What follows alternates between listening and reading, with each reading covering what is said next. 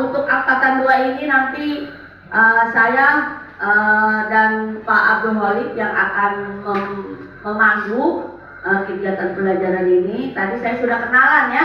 Assalamualaikum warahmatullahi wabarakatuh. Selamat pagi. Anatolius Jamal. Ya Pak Jamal ya. Angelina Podita. Saya nyebutnya Angelina padahal Podita panggilannya ya. Oke. Benedictus Adang, Pak Adang ya. Bernardo Dabili. Pak Billy ya. Bang Billy. Fitriana Yosefa.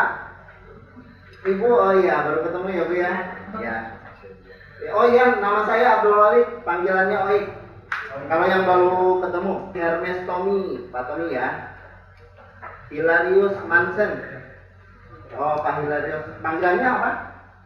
Hilarius Mansen, oke. Bang Mansen ya. Pak Mansen. Kemudian Bu Katarina Katriani. Baru ketemu juga ya. Panggilannya siapa? Ibu Katarina, oke.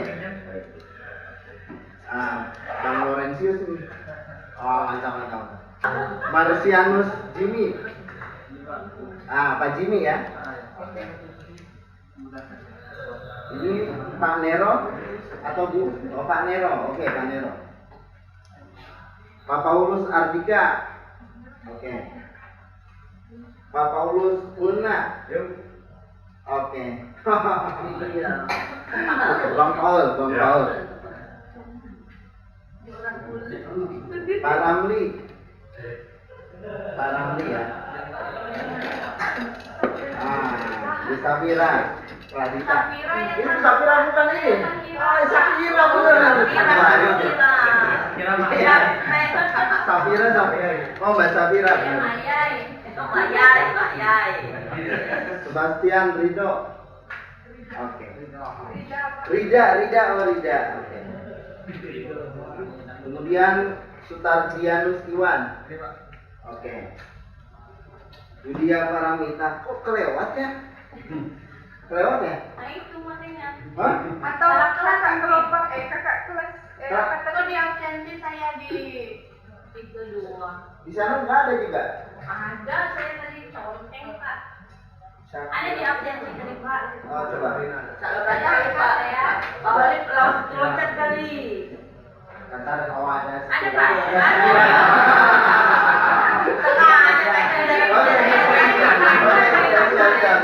Ada. Oke. Ya, baik. Besar harapan saya yang mudah-mudahan juga besar harapan Bapak dan Ibu agar nanti benar-benar bisa menerapkan hasil pelatihan ini, karena tadi saya sudah bicara ya, untuk tahun ini kan katanya pembibitan tuh beli ya, kan udah mau kegiatan nih. Ya, harapan saya tahun depan itu jangan beli lagi gitu loh, bikin dari unggulan lokal. Karena untuk nanti kalau kita praktek ke kebun pembibitan Wak justru dia mengembangkan durian lokal. Jadi dia tidak mengembangkan durian Musangking atau Montong, dia nggak mau, karena udah jelas ada beberapa kelemahan dari durian-durian dari luar. Ya, durian-durian dari luar itu ada beberapa kelemahan di kita, terutama kesesuaian lokasi, ya, yang jelas kesesuaian lokasi itu sangat berpengaruh, dan juga keberlanjutan produksi.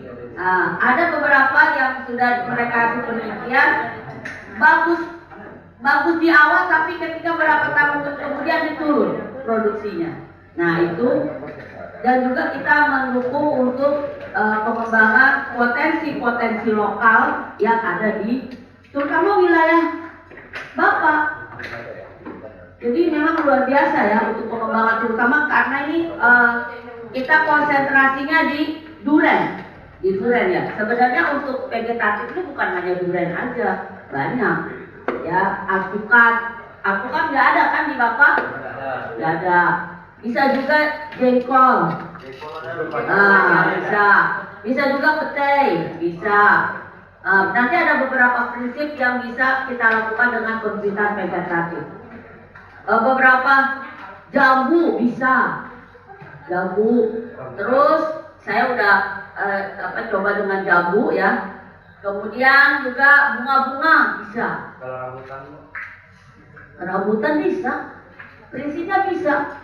Kalau yang penting ada nanti beberapa prinsip pelatihan pembibitan vegetatif ini. Ya. Tanaman hutan juga bisa, bisa juga tanaman hutan. Cuman sekarang agar ada hasilnya ya, kalau durian itu 5 tahun ya, paling cepat ya 5 tahun dia sudah bisa berbuah pertama. Tapi ya 6-7 tahun lah. Memang namanya tanaman hutan agak panjang. Tetapi yang jelas sudah punya nama. Nanti jadi brand. Sanggau adalah kota durian. Ya, bukan durian-durian yang dari Jawa-Jawa, tapi khas Sanggau. Disitulah tujuan dari pembangunan AFW atau Forest Program adalah selain hutannya lestari, masyarakatnya juga sejahtera. Untuk materi nanti kita akan ada tadi ya kita ada 4 materi, yaitu pemilihan pohon hidup tadi ya di alur tuh. Saya udah bagi materi di grup ya, itu semua ada. Saya udah bagi semua.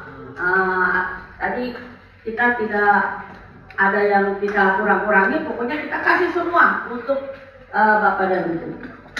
Hari ini kita belajar diskusi dulu tentang pemilihan pohon hidup, pembuatan vegetatif, bibit vegetatif, kemudian pemeliharaan dan seleksi serta pengangkutan. Nah, dengan waktu yang pendek ini kita coba pembelajaran tetap tercapai, yaitu dengan metode interaktif. Ya, karena kita ini di dalam pelatihan adalah dengan pembelajaran metode andragogi ya. Jadi semua materi dari Bapak dan Ibu kita hanya memfasilitasi saja. Nah, caranya bagaimana? Kita nanti akan coba dengan diskusi kelompok ya, Pak Abdul Malik. Kita belajar dari kita untuk kita oleh kita. Setuju? Iya, biar Bapak juga nggak duduk aja nanti kita bergerak gitu ya. Jadi saya udah kasih itu materi. Nanti masing-masing kita akan bikin kelompok, yaitu ada 4 kelompok. Ya, skenario gitu 4 kelompok. Kemudian kita akan diskusi tiap-tiap kelompok untuk mempelajari masing-masing materi. Dan materi itu harus dibuat resumnya. Resumnya di mana? Ditulis di kertas besar. Setelah membuat resum, kemudian dipaparkan. Jadi kelompok yang 1 bisa belajar materi dari kelompok 2.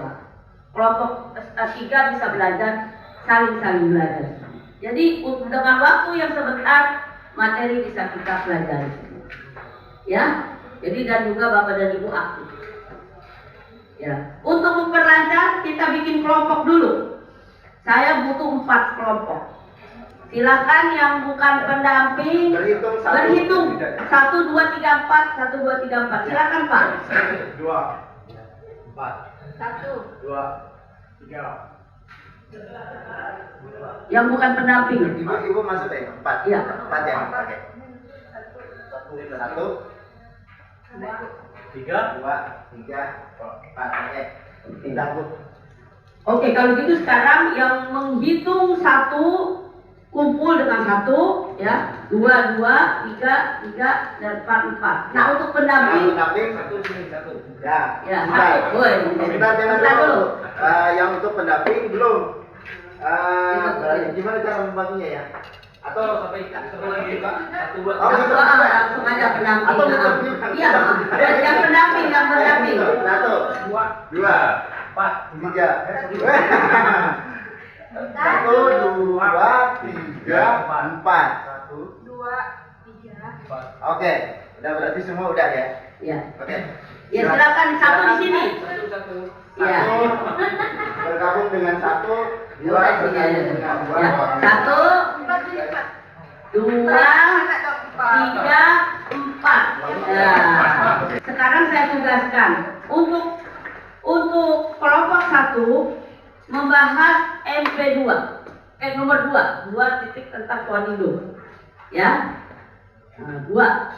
Ya, untuk kelompok 2 membahas materi pembuatan bibit vegetatif. Ya, ada kan yang nomor 3. Ya. Untuk kelompok 3 membahas tentang pemeliharaan. 3 sini kan? Iya. Dan kelompok 4 membahas tentang seleksi dan pengangkutan. Silakan didiskusikan PowerPoint tersebut dan dibuat resumnya, ya, resumnya di atas kertas ini ditulis. Biji-bijian pohon hidupnya tetap musim buah durian lah, karena kalau tanpa bijinya kan kita tidak bisa mengambil menjadikan itu sebagai pohon hidup. Tapi kalau tanaman lain kita belum tahu lah ya Pak ya, kurang tahu. Nah, prosesnya kapan, saya lanjutkan dengan kira kapan baiknya pengambilan induk apa vegetasinya. Karena kalau yang batang kita atasnya atau batang bawahnya, ya karena kalau kita fokusnya di durian lah tentunya dari musim buah tadi ya. Musim buah, kalau tanpa musim buah tidak akan ada biji gitu. Nah, kemarin pengalaman di TAE itu waktu kita sama-sama sharing dengan salah satu tim kita, dari 80 batang durian yang sebagai induk itu kita coba populasi Pak. Ternyata ada hal yang perlu kita perhatikan. Yang pertama itu tetap lendir durian itu tidak boleh sampai kering, ternyata itu sangat mempengaruhi. Apa yang namanya Pak? Kambiumnya itu, iya, itu sangat diperhatikan ketika kita sambung pucuk ternyata. Walaupun ada yang mengatakan bahwa itu boleh saja diendapkan 1 hari dalam freezer gitu, dalam kulkas pendingin. Ternyata tidak juga baik hasilnya Pak. Jadi dari 80 dari 80 indukan pohon tadi itu hanya 1 yang tumbuh dengan baik Pak. 81, berarti berapa persen tuh? Ya, kecil sekali ya. Iya. Nah, iya, kalau kita memang fokusnya dari biji durian ya, pohon induknya itu biji durian. Jadi kalau kapan pengambilannya kita nggak tahu. Pokoknya musim durian lah. Kalau nggak ada musim nggak ada biji Pak. Oke, ya. Oke, pertanyaan udah ya. Sekarang lanjut. Ini agak ngebut ya, nggak apa-apa ya. Langsung ke kelompok 2. Baik, dari kelompok 2 yaitu pembahasan mengenai pembuatan bibit vegetatif ya. Ya. Di situ kami berdiskusi dan melihat dari materi. Di situ ada yang diberikan teknik yang bisa digunakan, yaitu bibit vegetatif itu ada 4 dengan spek, populasi, sambung dan cangkok. Namun pada intinya kita cuma fokus ke dua bagian, yaitu spek dan populasi. Nah, di situ juga akan ada kelebihan dan kekurangannya. Nah, kalau kita melihat kelebihan dari spek, yaitu sifatnya sama dengan induknya. Yang kedua, buah bisa ditanam di tempat yang permukaan airnya yang dangkal. Kemudian sarana praktis dan mudah. Yang selanjutnya dapat dikerjakan cepat, mudah dan murah. Itu kelebihan dari stek. Kemudian kelebihan populasi, sifatnya sama dengan induk, akarnya kokoh. Yang ketiga kelebihan sambung. Kalau cara sambung sifat sama dengan induknya, akarnya juga kokoh.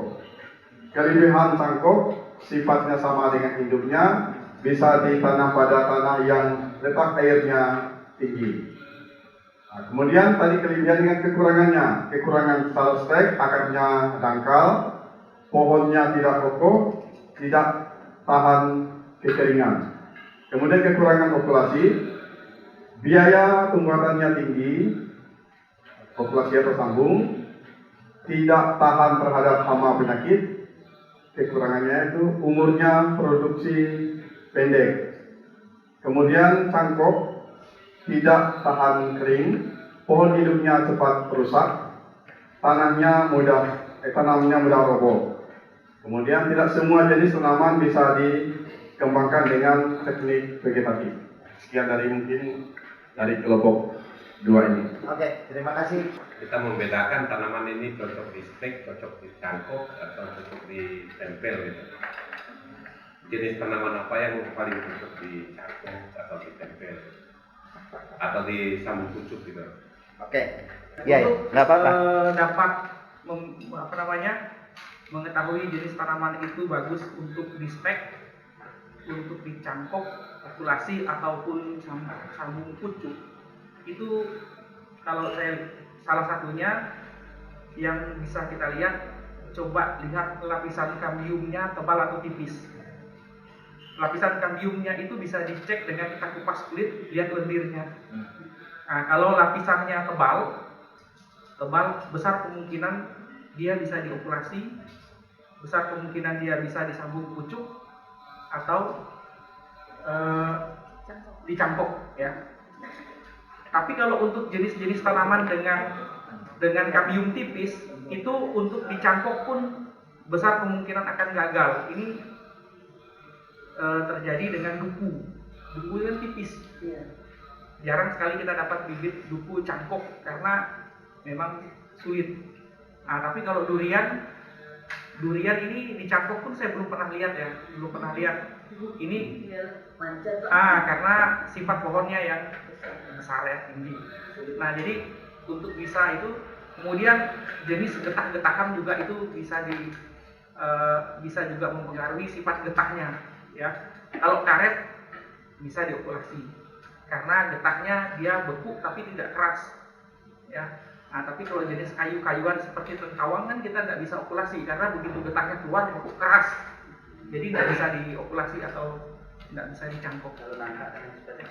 Kalau nangka dengan cempedak, saya rasa okulasi bisa. Kalau umpamanya mata nangka disambung ke cempedak itu saya belum tahu, tapi kalau nangka, anakan nangka biasa diambil dengan nangka yang unggul diokulasi itu saya rasa bisa. Ada nangka Nangka cempedak. Nangka cempedak. Mungkin itu yang bisa. Ya, oke. Terima kasih Bang Nadang. Yang saya ceritakan tadi, kita sharing-sharing aja, bukan mau mengajak temannya, bukan mau ngetes pengetahuan, tapi sama-sama belajar ibu ya. Iya, namanya Di Thai itu tadi yang saya bilang 80 bibit itu berhasilnya hanya 1. 80. Iya. Berapa tuh? Dan Iya. kita harus cari tahu kenapanya. Iya. Nah, yang mau saya tanyakan, apa sih sebenarnya penyebab kegagalan sangat besar ini begitu? Karena kalau dari yang saya sampaikan tadi mungkin kambiumnya sudah agak kering, apakah itu sangat mempengaruhi, dan apakah peralatan lain juga sangat mempengaruhi? Kan sambung pucuk nih yang di Thai, apakah karena pengikatannya atau hal lain, atau ada tambahan bahan lain untuk menunjang perkembangan matanya begitu? Salah satu yang pernah saya dengar dari tukang okulasi karet ya, memang sterilisasi alat itu memang perlu. Untuk pisau, kalau bisa jangan pernah digunakan untuk mengiris bumbu dapur, itu kata beliau. Yang bekas bawang. Jadi memang nggak boleh. Jadi kalau pisau steril, kemudian keadaan tangan kita pun kalau bisa jangan steril. Kemudian Jangan menyentuh. jangan menyentuh lapisan Iya. kambiumnya. Harus. Makanya waktu kita nyambung itu kan kita kupas ya. Jadi tangan nggak boleh pegang bagian yang dikupas, bagian yang akan disambung itu nggak boleh dipegang. Kalau dipegang memang karena tangan kita kan garam, jadi resiko gagalnya tinggi. Kenapa sih pohon induk itu cepat rusak? Kita buka, nanti kan dikasih tanah, dipotong. Nah, jadi pemotongan ini yang membuat pohon induk jadi rusak. Nah, jadi bayangkan kalau umpamanya Banyak. satu pohon itu kita cangkok sampai 10, itu bisa gundul pohonnya, batang dahannya, karena dipotong, Iya, gitu kan. betul. Nah, untuk memulihkannya ini ini cukup waktu lama. Jadi tunas baru yang keluar ini belum tentu tunas produktif ya. Bisa jadi tunas kayu yang Iya, daun aja. yang nggak berbuah atau berbuah pun dengan produktivitas yang rendah. Jadi itu yang kenapa di situ kami sampaikan bahwa pohon induk akan cepat rusak. Apalagi kalau kita berturut-turut kita cangkok untuk produksi massal, itu pasti tetap selesai pohonnya.